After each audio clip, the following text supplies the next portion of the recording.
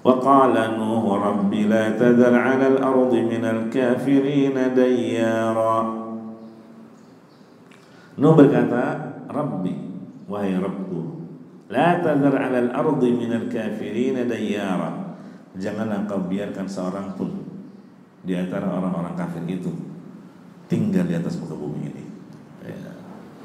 Nah ini setelah Nabi Nuh berdakwah sekian lama, ternyata kaumnya membalas dakwah dengan ejekan dan hinaan, maka Nabi Nuh mendoakan kebinasaan untuk kaumnya, ya, karena kaumnya mendurhakainya. Ya. Kenapa kok Nabi Nuh berdoa seperti itu? Nah, makanya ketika manusia datang berbondong-bondong kepada Nabi Nuh agar Nabi Nuh memohonkan syafaat supaya mereka segera diproses, Nabi Nuh menolaknya, nggak pede. Kenapa? Karena menurut pendapat sebagian ulama di sini, Nabi Nuh sudah memiliki doa yang permohonannya sudah dikabulkan oleh Allah. Iya, permohonannya sudah dikabulkan oleh Allah. Ada juga yang mengatakan Nabi Nuh menolak karena pernah salah di dalam meminta kepada Allah, ya, dan ditegur oleh Allah Subhanahu wa taala. Ya, meminta supaya anaknya diselamatkan karena anaknya bagian dari keluarga. Ditegur oleh Allah, bukan. Nah, dia nggak mau kalau ternyata kali ini minta dan ternyata disalahkan lagi. Nggak pede dia, sana datang ke yang lain, gitu ya. Ada 5 alasan, ya, kenapa Nabi Nuh mendoakan kebinasaan bagi kaumnya. Yang pertama, karena Nabi Nuh mendapati kaumnya kafir sampai keturunan-keturunannya.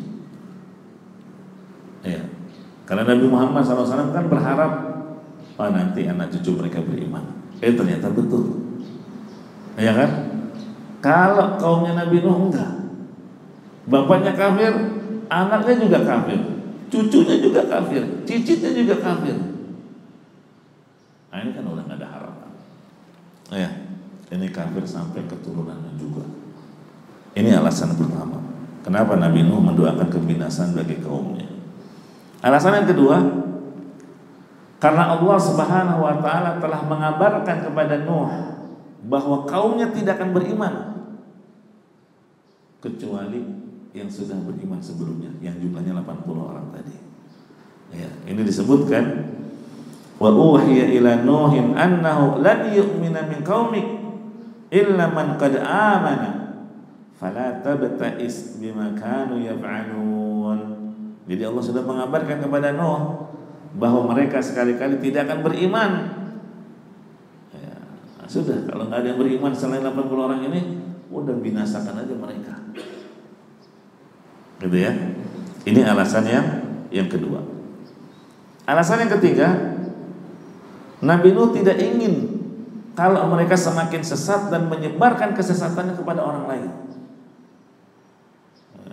Ini karena rasa kecintaan terhadap manusia.